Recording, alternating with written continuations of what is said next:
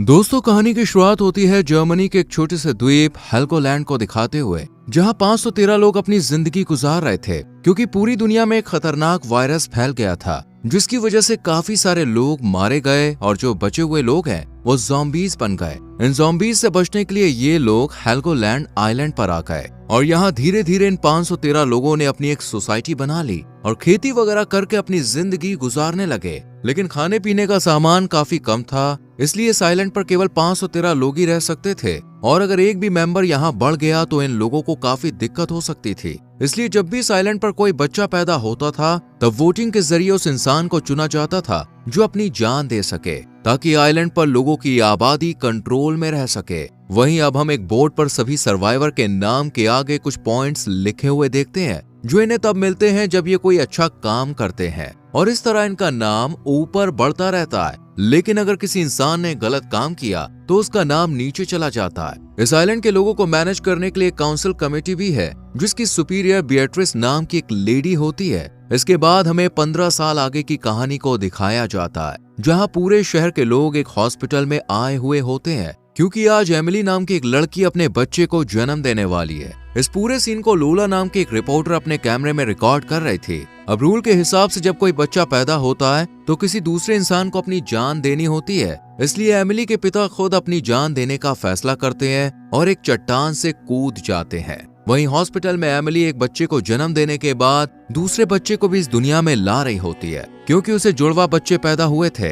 ये देखकर बिएट्रिस एक बार फिर काउंसिल कमेटी की मीटिंग रखती है और सभी लोगों से इस बारे में बात करती है। काफी देर तक सोचने के बाद ये लोग वोटिंग करने का डिसाइड करते हैं ताकि वोटिंग के जरिए पता चल सके कि किस इंसान को सैक्रिफाइस करना है। अब दूसरी तरफ हम क्रिश्चियन और हेनरिक नाम के दो दोस्तों को देखते हैं जो बोर्ड पर अपनी रैंकिंग देख रहे थे। क्रिश्चियन की रैंक 511 नंबर पर थी। ये देखकर वो काफी परेशान हो जाता है और हेनरिक से कहता है कि अगर मुझे मारने के लिए चुना गया तो मैं अपनी जान नहीं दूंगा। लेकिन हेनरिक उसे वार्न करते हुए कहता है कि पिछली बार एक आदमी ने इस तरह से बचने की कोशिश की थी, पर इन लोगों ने उसे जबरदस्ती पिंजरे में कैद करके समुंदर में फेंक दिया था। इसके बाद हम 512 नंबर पर मौजूद एलिसे नाम की एक बुजुर्ग लेडी को देखते हैं, जिसकी अब काफी उम्र हो चुकी थी, इसलिए सभी लोग उसे बिल्कुल यूजलेस समझते थे। वही सबसे आखिरी पोजीशन यानी 513 रैंक पर जिस शख्स का नाम होता है वो था इटियन, जो कि एक वर्कर है और उसे सब लोगों ने क्रिमिनल घोषित कर दिया है। इसके बाद सीन शिफ्ट होता है मारेक और उसके बेटे लाइनस पर।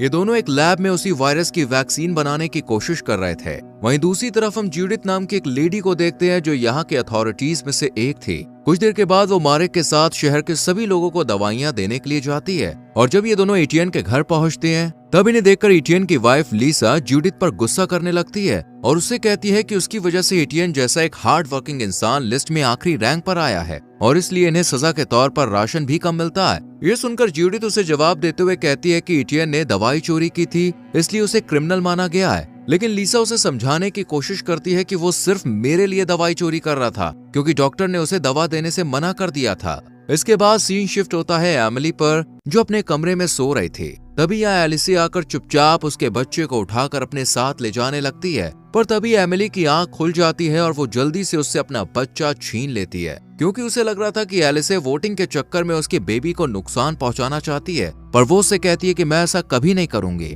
इधर मारेक अपने लैब से दवाई छुपा कर लाता है और उसे लोरे नाम की एक लेडी को दे देता है, पर उसे ये सब करते हुए जूडिथ देख लेती है, इसलिए वो जल्दी से सुपरमार्केट में मौजूद बिएट्रिस के पास जाती है और मारेक ने जो किया वो सब बता देती है। पर बिएट्रिस उसे कहती है कि तुम ये बात किसी को मत बताना क्योंकि इस वक्त हमें मारेक की जरूरत है, लेकिन एक दिन हम उसे सजा जरूर देंगे और उसके बाद मैं उसकी जगह तुम्हें दे दूंगी। इन दोनों की ये सब बातें क्रिश्चियन और हेनरिक भी सुन रहे होते हैं कि तभी यहाँ पर एक बच्चा गिर जाता है और उसका सारा सामान टूट जाता है। ये देखकर हेनरिक को एक आइडिया आता है और वो क्रिश्चियन से कहता है कि यही रैंक बढ़ाने का सबसे अच्छा मौका है, तुम जल्दी से जाकर उस बच्चे की मदद करो ताकि लोगों की नजरों में तुम ऊपर उठ सको। हेनरिक की बात मानकर क्रिश्चियन भी ऐसा ही करता है और उस लड़के को अपना खाना दे देता है। जब बिएट्रिस उन्हें ऐसा करते हुए देखती है तो उसे काफी खुशी होती है, इसलिए वो हेनरिक और क्रिश्चियन को एक्स्ट्रा पॉइंट्स देने का ऐलान करती है। तभी हेनरिक की नजर एटियन और लीसा पर पड़ती है जो किसी स्टोर में आए हुए थे। हेनरिक ये बात अच्छी तरह से जानता था कि लीसा को राशन बहुत कम मिल रहा है, इसलिए वो उनके पास जाकर उनसे कहता है कि अगर तुम चाहो तो मैं तुम्हें खाना दे सकता हूँ। इस पर लीसा मना कर देती है, लेकिन पीछे खड़ी बेatrice इनकी बातें सुन लेती है और वो हेनरिक पर काफी गुस्सा करती है। यहाँ पर हमें पता चलता है कि असल में हेनरिक बेatrice का ही बेटा है। इसके बाद हम पीटर नाम के एक पेशेंट को मारेक की लैब में देखते हैं, जिसे जबरदस्ती बाहर के दुनिया से यहाँ पर एक्सपेरिमेंट के लिए लाया गया था और उस पर अलग अलग वैक्सीन्स का एक्सपेरिमेंट चल रहा था। वहीं दूसरी तरफ हेनरिक लीसा के पास जाकर उसे कुछ खाना ऑफर करता है और बदले में इंटीमेट होने के लिए कहता है, पर वो इसके लिए मना कर देती है। लेकिन हेनरिक फिर भी उसकी तरफ बढ़ने लगता है। तभी अचानक सायरन बज जाता है और उसे लीसा को छोड़कर बॉर्डर की तरफ भागना पड़ता है, क्योंकि वो एक सोल्जर है। यहाँ पर हम देखते हैं कि कुछ लोग आइलैंड में घुसने की कोशिश कर रहे हैं, जिन्हें सोल्जर्स की लीडर मिया वापस लौटने को कहती है, पर वो उसकी एक बात नहीं मानते और बैरियर काटने लगते हैं। और ये देखकर मिया एक आदमी को शूट कर देती है और फिर सभी लोग वापस जाने लगते हैं।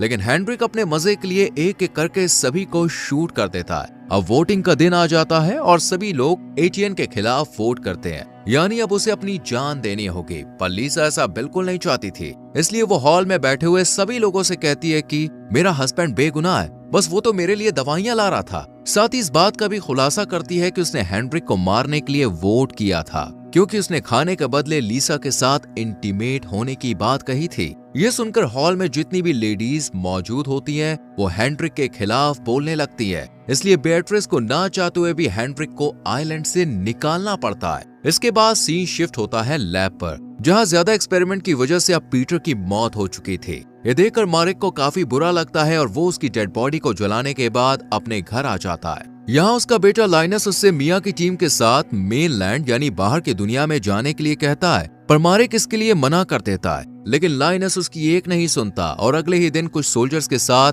बायो सूट पहनकर उनकी बोट पर चला जाता है। अब उनके साथ हेनरिक भी था, जिसे ये लोग सजा के तौर पर बाहर छोड़ने के लिए जा रहे थे। और कुछ देर के बाद ये मेनलैंड पर भी पहुंच जाते हैं, जिसके बाद एक सोल्जर हेनरिक से कहता है कि वह बोट से उतरकर नीचे चला जाए, पर वो ऐसा करने के लिए तैयार नहीं था। ये देखकर हांस नाम का एक सोल्जर गुस्से में उसे एक जोरदार मुक्का मारता है, क्योंकि उसकी बहन के साथ भी हेनरिक ने गलत काम किया था। और फिर वो जल्दी से यहाँ से भाग जाता है। दूसरी तरफ आइलैंड पर बेatrice अपनी एक एम्प्लॉय के साथ वाटर सप्लायर के एक चीफ इंजीनियर से मिलने के लिए जाती है, क्योंकि पानी का मीटर खराब हो चुका था। बेatrice जब उस इंजीनियर से बात कर रही होती है, तब उसकी एम्प्लॉय की नजर एक रेडियो पर पड़ती है, जिसे देखकर वो थोड़ी हैरान हो जाती है, क्योंकि इस आइलैंड पर रेडियो रखना इल्लीगल था। अब चीफ मीटर को ठीक करने के बाद बेatrice से अपनी वाइफ को भी इस आइलैंड पर लाने की रिक्वेस्ट करता है, लेकिन वो मना कर देती है। इधर सभी सोल्जर लाइनस को बोट पर रुकने की कहकर पूरे शहर में घूमने के लिए निकल जाते हैं, जहां उनकी मुलाकात अर्ल नाम के एक आदमी से होती है।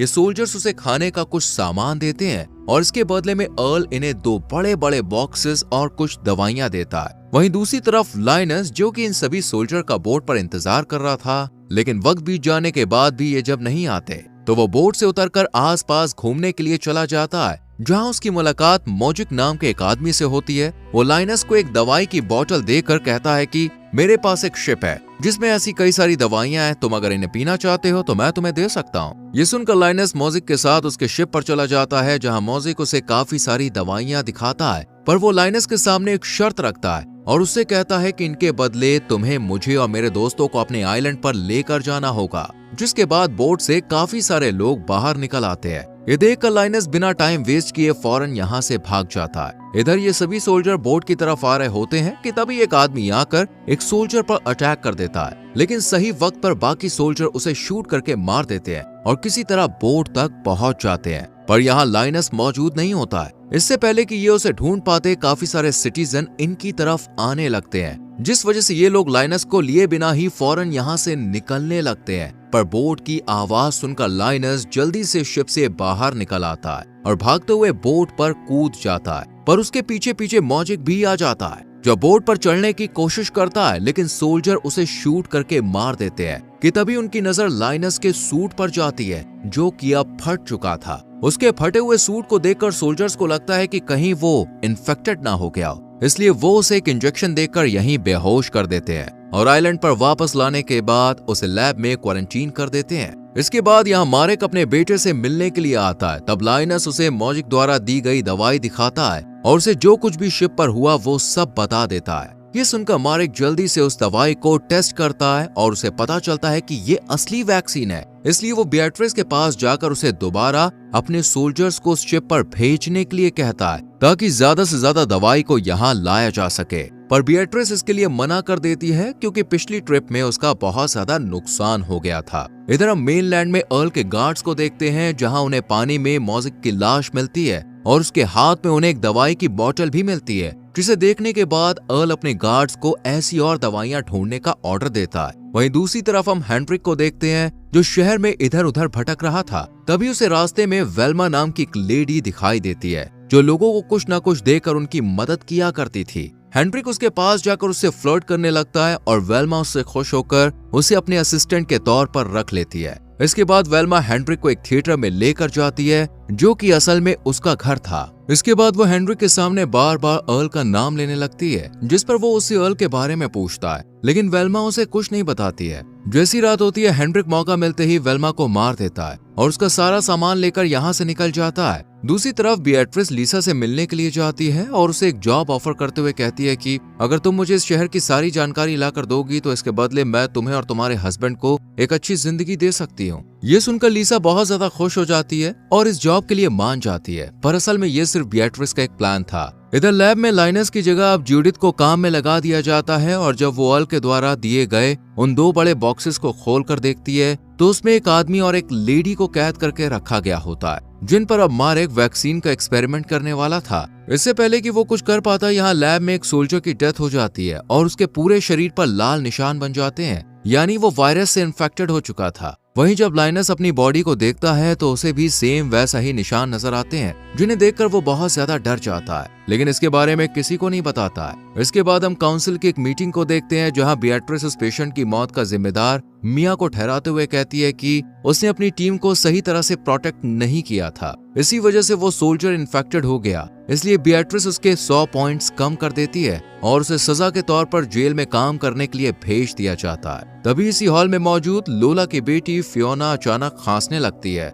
जिसे देखकर सभी को लगता है कि शायद वो भी वायरस से इन्फेक्टेड हो गई है। इसलिए सभी लोग यहाँ से भाग जाते हैं, पर असल में फियोना प्रेग्नेंट थी, लेकिन उसकी अभी तक शादी नहीं हुई थी, इसलिए उसके बच्चे को इल्लीगल माना जाएगा। इसी डर की वजह से वो अपने बॉयफ्रेंड टॉम के पास जाती है, पर टॉम उससे वादा करते हुए कहता है कि वो उसका और उसके होने वाले बच्चे का ख्याल रखेगा। जिसके बाद हमें लैब का सीन दिखाया जाता है जहां एक्सपेरिमेंट की वजह से अब उन दोनों पेशेंट्स की हालत बहुत ज्यादा खराब हो रही थी और इन्हें देखकर मारिक जूडी से कहता है कि हमारे पास ज्यादा वक्त नहीं है, इसलिए हमें जल्द से जल्द वैक्सीन बनानी ही होगी। इधर आइलैंड पर अर्ल अब मॉजिक के लोगों से मिलता है और उन्हें इसकी बॉडी दिखाकर कहता है कि इसे आइलैंड के लोगों ने मारा है। अगर तुम लोग मुझे दवाई के बारे में बता दोगे तो मैं तुम सबकी जिंदा रहने में मदद करूंगा। ये सुनकर स्पार्क नाम का एक आदमी आगे आता है और अर्ल से कहता है कि मैं तुम्हारी हेल्प करने के लिए तैयार हूँ, पर इसके बदले तुम्हें मुझे आइलैंड पर लेकर जाना होगा। कुछ देर सोचने के बाद अर्ल इसके लिए राजी हो जाता है। दूसरी तरफ मारिक जेल में मिया से मिलने के लिए जाता है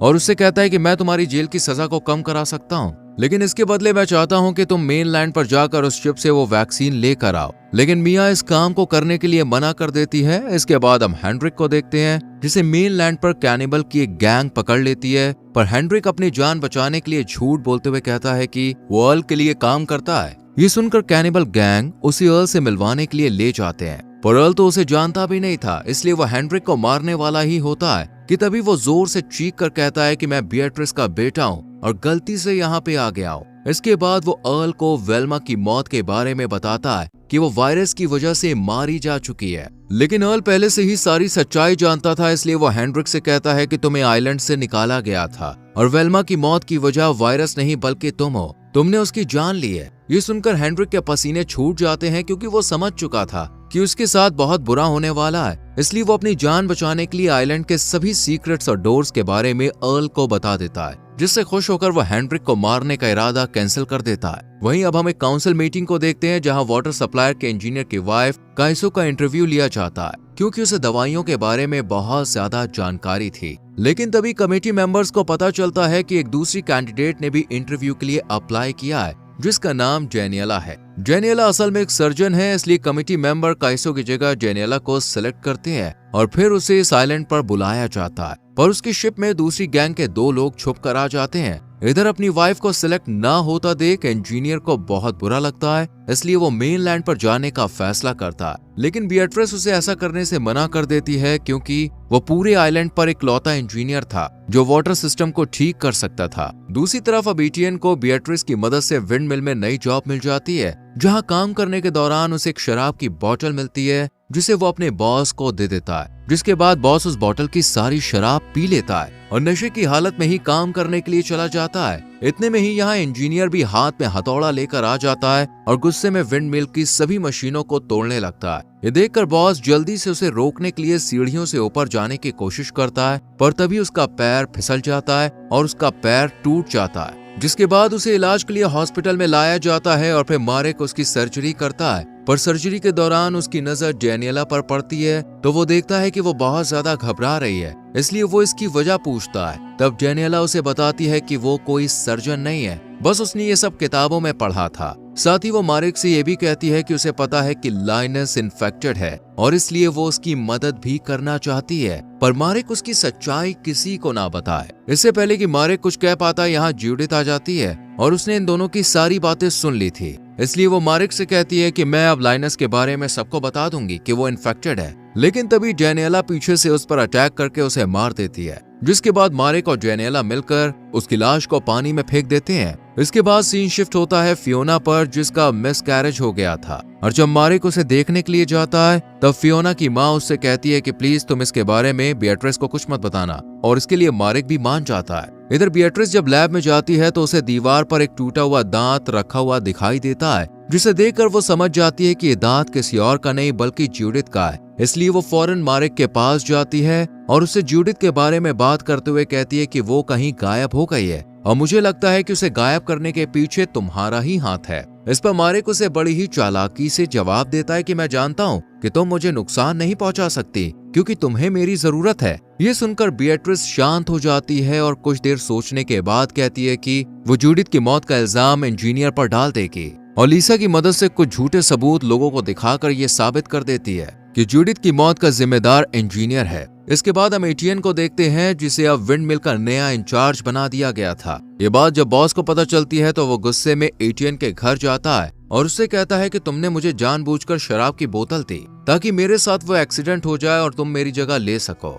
इस पर एटियन ना में जवाब देता है। अब अगले दिन इंजीनियर के पैरों को बांधकर उसे समुद्र में फेंक दिया जाता है और ये देखकर मारेक को काफी बुरा लगता है, इसलिए वो लाइनस के पास जाकर उसे सब कुछ सच बताने का फैसला करता है। और इसके बाद हमें 15 साल पहले की कहानी दिखाई जाती है, जहां एक दिन मारेक की मुलाकात सुपरमार्केट में काम कर रही बिएट्रिस से होती है, लेकिन वो उससे कुछ ज्यादा बात नहीं करता है और अपने लैब में आ जाता है, जहां वो नर्स लोर के साथ मिलकर वैक्सीन बनाने का काम करता है। इधर बिएट्रिस कुछ लोगों के साथ मिलकर सुपरमार्केट को अपने कब्जे में ले लेती है और फिर यहाँ की फार्मेसी को भी अपने अंडर में कर लेती है। वहीं उसकी रिपोर्टर लोला उसका वीडियो रिकॉर्ड कर लोगों के सामने यह प्रूफ करने की कोशिश करती है कि बिएट्रिस इस आइलैंड का लीडर बनने के लिए एक परफेक्ट कैंडिडेट है। लेकिन वो ये भी अच्छी तरह से जानती थी कि मारेक इस फार्मेसी में काम करता है और उसके रास्ते में आ सकता है, इसलिए बिएट्रिस उसे एक ऑफर देती है कि वो जो चाहे अपनी मर्जी से दवाई बना सकता है, पर वो उसके खिलाफ खड़ा नहीं होगा। मारेक तो उसकी बात मान जाता है, लेकिन आइलैंड पर जो मेयर था वो उसे अरेस्ट करने के लिए अपने अफसर भेज देता है, पर बिएट्रिस बड़ी ही चालाकी से उसे ही फंसा देती है।